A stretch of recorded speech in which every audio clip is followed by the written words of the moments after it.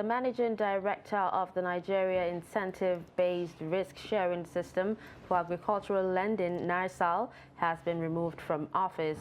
It was gathered that the removal of Aliyu Abdulhamid may not be unconnected with multiple allegations of corruption, including a 2018 5.6 billion naira wheat project meant for farmers in Kano and Jigawa states.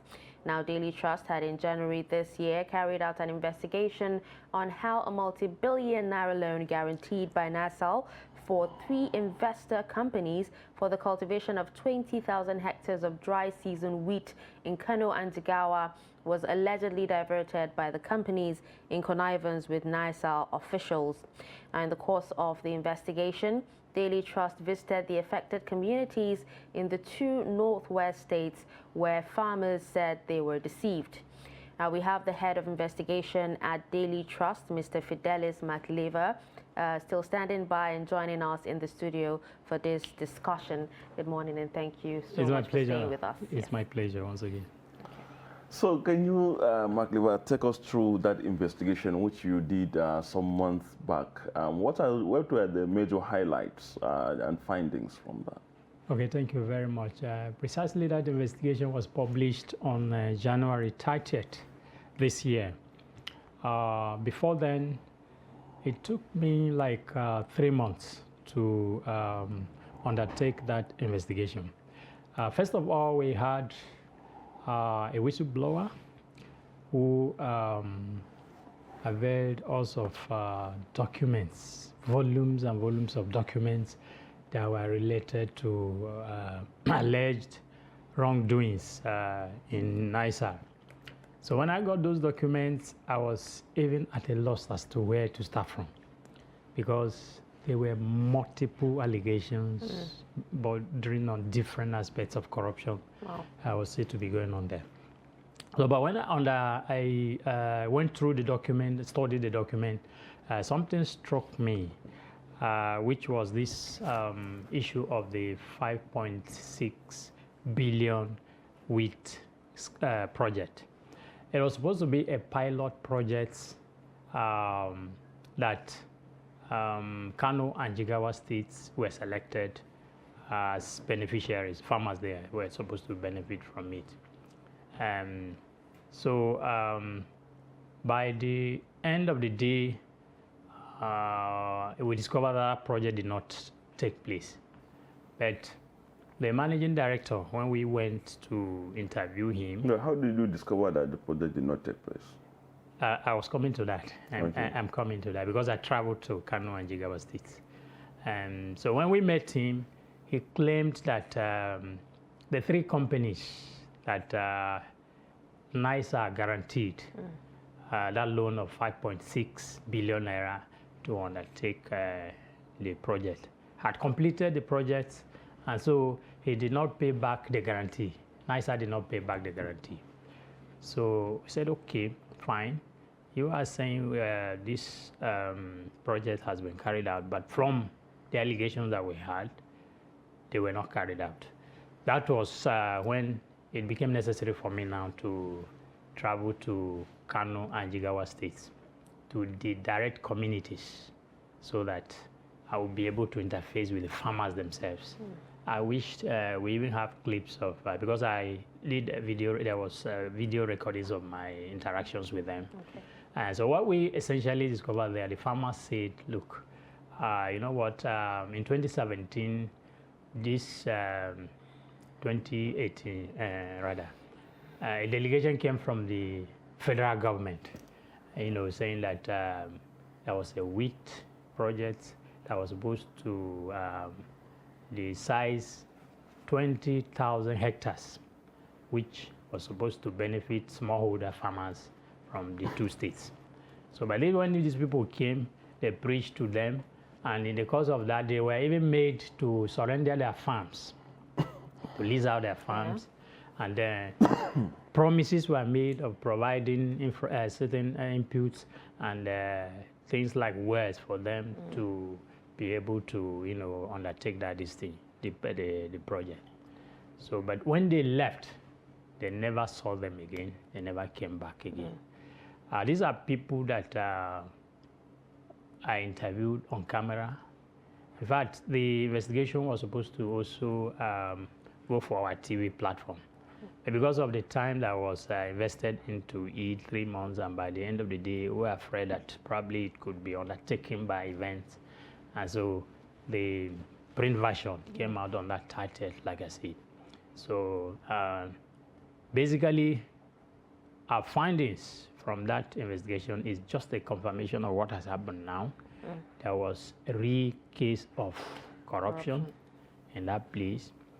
Because after the investigation, the EFCC waded in, and then they went to Nysal, invited some officials for questioning, followed by the MD himself. He was also invited by EFCC and questioned over the allegations. One thing that amused me was that after the publication came out, he bought pages in 3 national dailies claiming that what we wrote was not correct, and even threatening that he would go to court through his lawyers, that we should apologize within 48 hours. Before this investigation was published, he went to even the company secretary for legal advice. So did you try to reach out to him for his own side of the story? Sure. That's why I'm saying that when we reached out to him, naturally he denied the allegations and said that the project was executed. That it was based on that, his submission, that now it became necessary for me to now go to Kano and Jigawa states to ascertain whether or not, because if you do a wheat project, it's just like this, the evidence will be there. The farmers who partook in it will be available for you to talk to them and for them to confirm. But like I said, I interviewed farmers in Jigawa, Hadija, Ringim, and then in Kano. And they all said the same thing. All of them said, look, this project did not take place. So you are talking directly with the people who are involved in the project, and they couldn't be lying. So by the end of the day, like I was saying, he went into newspapers and they said the investigation was not correct, the allegations were not correct, and he was threatening to go to court and all of that. The company secretary sent the letter to me, and then I wrote back to explain that, look, this investigation was based on hardcore evidence. And we have the evidence. Up to today, I still have the evidence. So I wrote back to say, look, we are standing by our story. So thereafter, he never said anything again. So it took very long, but I know that something was going on, because from that invitation by the EFCC, and I had my sources in that place that kept updating me of what is happening there. Even this particular development that, of his sack on Friday last weekend, I got some information from this that, look, this your man, based on this investigation we have done, this guy has been removed. So I quickly now went into doing some contacts to be able to verify. I eventually also called him and this communications lady. They could not respond. And so based on the credible information that even one of his aides, who is very close to him, confirmed to me that it's true. Okay, so what about, those 3 companies that were involved? Your report said you actually went as far as reaching out to the companies to confirm, their existence. But you're able to confirm 2? Yes, the 3 companies are based in Lagos, all of them. So we did a search on the Corporate Affairs Commission to ascertain their status. And they're all registered on the same day? They were all registered on, curiously, like I said in the report, they were all registered on the same day. And the registration was just that same year that the wheat project was initiated. There are allegations that the man has stakes in those companies. So that one is subject for another day. So we went to the locations where they provided the addresses in Lagos, In some cases, we did not even see evidence of any Any operations. operations. Nothing was happening there. So, but we contacted some directors that their names were listed in the Corporate Affairs Commission's listing. So we contacted them. Some will tell you, well, they are not aware whether this project was executed. Some were even saying they are not even aware of the project and stuff like that. So by the end of the day, it's one investigation that we did all due diligence, contacting all the sites to be able to come up, or yes, with that, publication that was published on the 30th of January this year. So I wasn't surprised when I eventually heard that the man has been removed. Because, in Nigeria, chances are that people get to commit these kind of things and get away with them. Scot-free. Sometimes, no matter the investigation, the kind of revelation or the kind of expo that you do, by the end of the day, using their, connections in government and all of that, they get away with them. But so like they say, usually with investigations of this scale, there would be a lot of challenges and Yes. difficulties. yes. How was it like for you? How was it like, investigating this story to the point of, up till today? Like, how was it? Okay, now that's a good one. First of all, like I earlier said, I had documents that were very, very voluminous. And so you had to painstakingly go through the documents and then to be able to,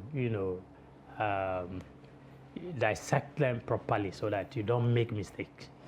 So it was a challenge. I spent nights, a week, reading through the documents and all of that. Then secondly, when I went to Kano and Jigawa states, I had a fixer, and that fixer happened to be a former staff of Nysal. So he had very good information about that particular project.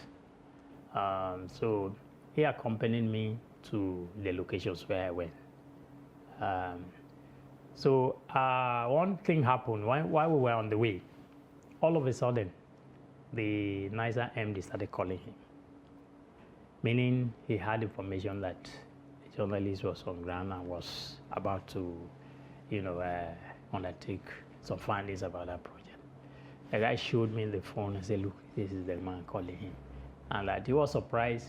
For over a year or so, they have never had any communications from him. So why was he calling him? I said, okay, speak with him. So let's hear what he was saying. He asked him, where are you? The guy said, well, he's in Kano. He's just in Kano doing his normal. So he told him he had a journalist was in town and all of that, blah, blah, blah. If he comes, in case he comes across him, he should let him know.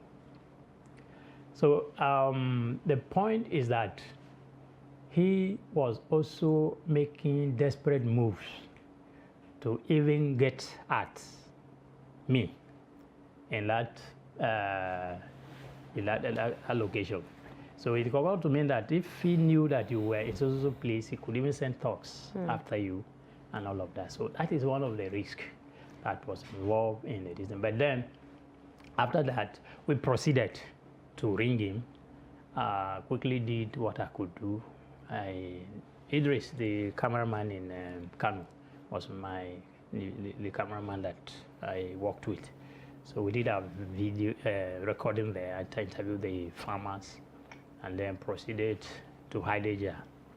I also did that quickly and then I returned back to Kano. So in Kano, I did the ones around, and at that point, there was that suspicion that, look, this guy was on my trail. So I will change my phone number. The one he has my number, the one I've been using to call him. I had to use another number or network for the rest of the assignment in the state, and then I eventually came back. So these were some of the challenges that were there.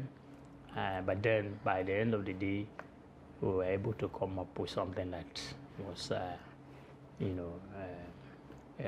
credible. Okay, well, let's talk generally about, some of these enormous interventions that the CBN has actually, come up with for the past 8 years or so. Now, according to them, it's aimed at creating jobs and stimulating economic growth. Yet, when it comes to interest, inflation, and even employment, it doesn't seem to improve in any way. Do you think they're doing it right? Certainly they're not doing it right. It's the usual way of doing things in Nigeria. You have very beautifully articulated programs, intervention programs that are meant to benefit the common people. Just like the case of this... this one didn't even get to see light of day. It's just like the case of this Nysal wheat project. The essence of this wheat, Nigeria imports wheat. Yeah. And so if you now have a situation whereby wheat is produced locally, it will go a long way in, boosting our economy. But by the end of the day, here you are, the very first pilot experiment or the pilot attempt at making this possible in Nigeria, this was how it went. So to answer your question, they are not doing it right, and that is why you keep having issues. You keep having, allegations of agencies that are involved in this doing one thing or the other that is wrong and all of that. So it's actually not. We're not getting it right. Okay, thank you very much, Fidelis Makleba, for joining us and to shed more light on this investigation, which you did.